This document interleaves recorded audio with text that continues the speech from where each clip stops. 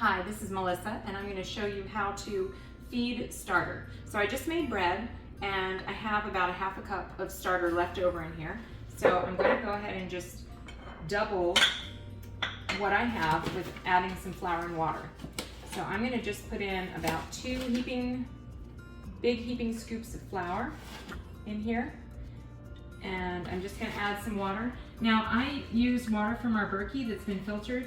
I don't think it would be a very good idea to just use tap water and get city water, because I don't know what would happen with the chlorine and how that would affect the sourdough. So I would definitely recommend using filtered water of some sort, or distilled water would probably work, but I just use my Berkey. Now you can weigh this, and when I first started making sourdough, I weighed everything, so I made sure that I had equal weights of sourdough starter and flour and water.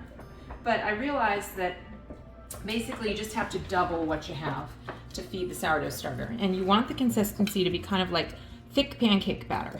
So I just try to, if I start with a half a cup of starter, I just try to end up with about a cup of starter after I've fed it. So if it's a little too watery, add a little more flour. If it's a little too doughy, add a little more, did I get that right? Add a little more water. If it's too doughy, add a little more flour. If it's too runny. Okay, so that's all there is to it. So then I would just set, if I was going to let this sit out because I wanted to make something in a few hours, I would just let the lid sit on top, but I'm going to screw it on tight because I'm going to put it in the fridge. I don't want to have to feed it every day and keep track of it that much, so I like to just keep my sourdough starter in the fridge. Now this one I'm going to give to a friend, and this one I'm starting, I like the mason jars because they have the markings on the side, so this is 8 ounces. So I'm at about a half a cup, 4 ounces here. So I'm just going to do the same thing. Now sometimes when I'm feeding the starter, I have about a cup of starter, and I would have to double it so that it would come up to the 2-cup line. Now it's supposed to double before you use it, when you let it sit out. But for some reason my starter is so active that instead of doubling, it pretty much triples.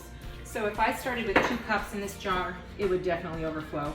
So in that case, what I like to do is just, if I have too much, I like to pull out one of these big half-gallon mason jars, and I just put whatever leftover I have in here, and this gets full enough.